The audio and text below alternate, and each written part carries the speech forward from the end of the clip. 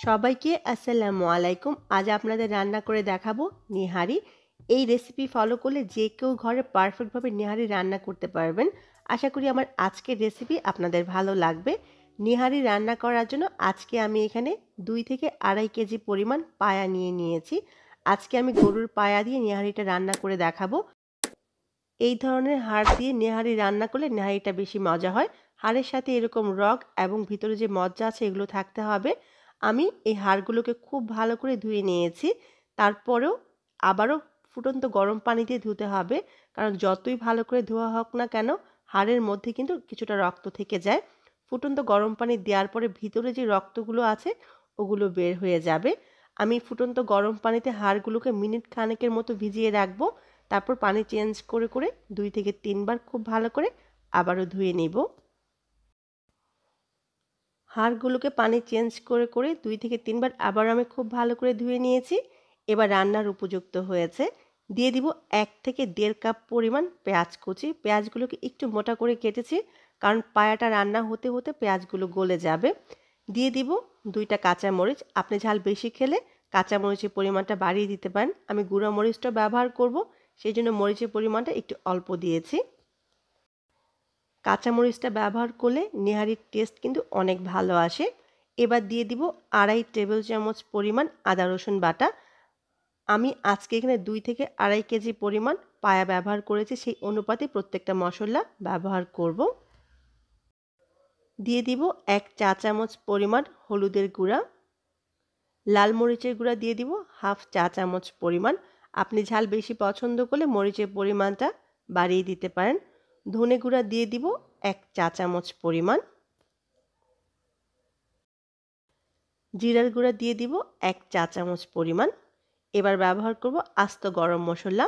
এখানে আমি নিয়েছি 3টা তেজপাতা, 5-6টা এলাচ, 6-7টা লবঙ্গ, 1টা স্টার অ্যানিস, হাফ চা চামচ পরিমাণ কালো গোলমরিচ, 3টা দারচিনি। আমি এখানে আস্ত গরম মশলা ব্যবহার করছি। আপনি চাইলে এই গরম মশলাগুলো গুঁড়া করেও ব্যবহার করতে পারবেন। দিয়ে দিব স্বাদ অনুযায়ী লবণ। এখানে আমি 1 টেবিল চামচ লবণ ব্যবহার করছি। প্রথমেই লবণের পরিমাণ বেশি ব্যবহার করবেন না। পরে টেস্ট করে যদি মনে হয় লাগবে তাহলে অ্যাডজাস্ট করে নেওয়া যাবে। তবে লবণের পরিমাণ বেশি হয়ে গেলে পরে কিন্তু অ্যাডজাস্ট করা যাবে না। দিয়ে দিব পানি। এখানে আমি 3.5 থেকে 4 লিটার পরিমাণ পানি দিব। পানিটা এমনভাবে দিতে হবে যাতে পায়াটা খুব ভালো করে সেদ্ধ হয়ে যায়। প্রয়োজনে পানির পরিমাণটা আরও বাড়িয়ে দেওয়া যাবে। যদি আপনি প্রেসার কুকারে রান্না করেন সেক্ষেত্রে পানির পরিমাণ অল্প ব্যবহার করতে হবে।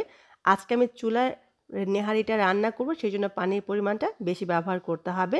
সবগুলো উপকরণ একত্রে খুব ভালো করে নেড়ে মিশিয়ে আমি চুলায় বসিয়ে দিব। চুলার আঁচ বাড়িয়ে আমি রান্না করে নিব পানিটা ফুটে ওঠা পর্যন্ত। পানিটা ফুটে উঠেছে। এবার খুব ভালো করে নেড়ে মিশিয়ে নিব এবং চুলার আঁচটা মিডিয়াম আর লোয়ের মাঝামাঝি করে আমি রান্না করব। একটু সময় নিয়ে রান্না করতে হবে। হাড়ের মাঝে যে রগগুলো আছে এগুলো যেন একেবারে খুলে যায় সেটা খেয়াল রাখতে হবে।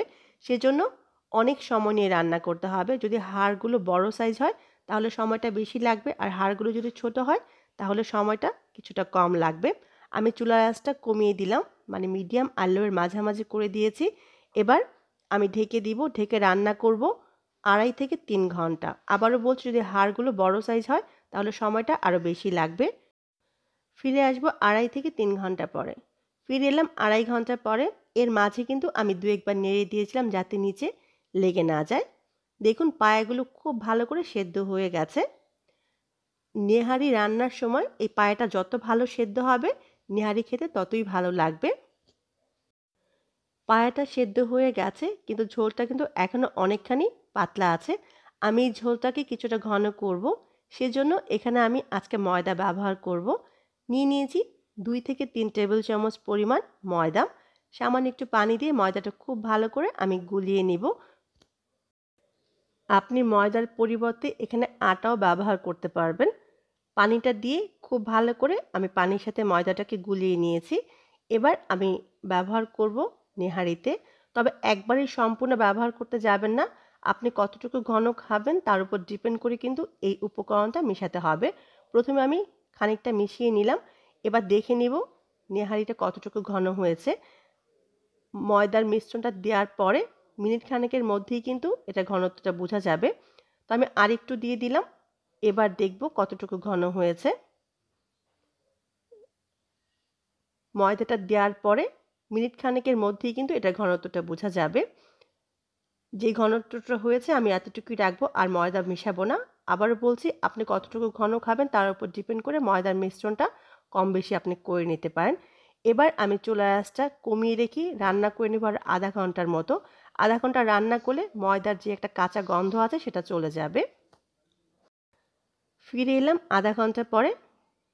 আধা ঘন্টা রান্না করার জন্য ময়দার কাঁচা গন্ধটা চলে গেছে। এবার এর মাঝে আমি ব্যবহার করব তেঁতুল। তেঁতুলের এই মাঠটা দেওয়ার জন্য কিন্তু এই পায়ার টেস্ট অনেক ভালো আসবে। আমি 2 টেবিল চামচ পাকা তেঁতুল সামান্য একটু পানিতে গুলিয়ে রেখেছিলাম।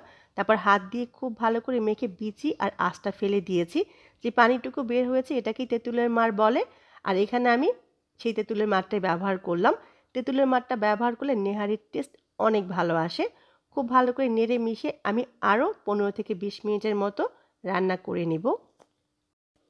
নেহারিটা রান্না হতে হতেই আমি বাগারটা রেডি করে নিব। সেজন্য চুলায় একটি প্যানে দিয়ে দিচ্ছি 1 টেবিল চামচ পরিমাণ রেগুলার খাবার তেল। নেহারি রান্নায় তেলের পরিমাণটা খুবই অল্প ব্যবহার করতে হয়। দিয়ে দিব 3টা শুকনা মরিচ। নেহারিতে শুকনা মরিচ বাগারে ব্যবহার করলে খেতে অনেক ভালো লাগে। মরিচগুলোকে আমি সামান্য একটু ভেজে নিব। মরিচটা সামান্য একটু ভাজা হলে দিয়ে দিব হাফ কাপ পরিমাণ পেঁয়াজ কুচি। এবার পেঁয়াজটাকে আমি ভেজে নিব হালকা ব্রাউন কালার হওয়ার আগ পর্যন্ত। পেঁয়াজটা খুব ভালো করে ভাজা হয়ে গেছে, দেখুন হালকা ব্রাউন কালার হয়ে এসছে। এবার এই পেঁয়াজটাকে উঠিয়ে সরাসরি আমি নেহারির মাঝে দিয়ে দিব। এই বাগারটা দেওয়ার জন্য নেহারির টেস্ট কিন্তু অনেক ভালো আসে। খুব ভালো করে নেড়ে মিশিয়ে নিব। খুব ভালো করে নেড়ে মিশানো হলে চুলার আঁচটা একেবারে কমিয়ে আবারও আমি ঢেকে রান্না করব 15 থেকে 20 মিনিটের মতো। ফিরে এলাম 15 মিনিট পরে। আমার নেহারিটা মাশাআল্লাহ একেবারে পারফেক্টভাবে হয়ে গেছে। নামানোর আগে অবশ্যই লবণটা টেস্ট করে নেবে। দেখুন হাড়গুলো একেবারে খুব ভালো করে সেদ্ধ হয়ে গেছে, রগগুলো খুলে চলে আসছে। এবার নামিয়ে পরিবেশন করুন খুবই মজার নেহারি। আবারও বলছি, অবশ্যই লবণটা চেক করে তারপরে নামাবেন। রুটি অথবা পরোটা দিয়ে খেতে অসম্ভব মজা লাগে এই নেহারি। অবশ্যই বাসায় বানাবেন আর আমার কমেন্ট বক্সে জানাবেন কেমন হলো। পরিবেশনের আগে এর উপরে আমি কিছু আদা কুচি ছিটিয়ে দিচ্ছি। আপনি আদা কুচির সাথে লেবু এবং ধনেপাতা দিয়ে পরিবেশন করতে পারেন খুবই মজার নেহারি।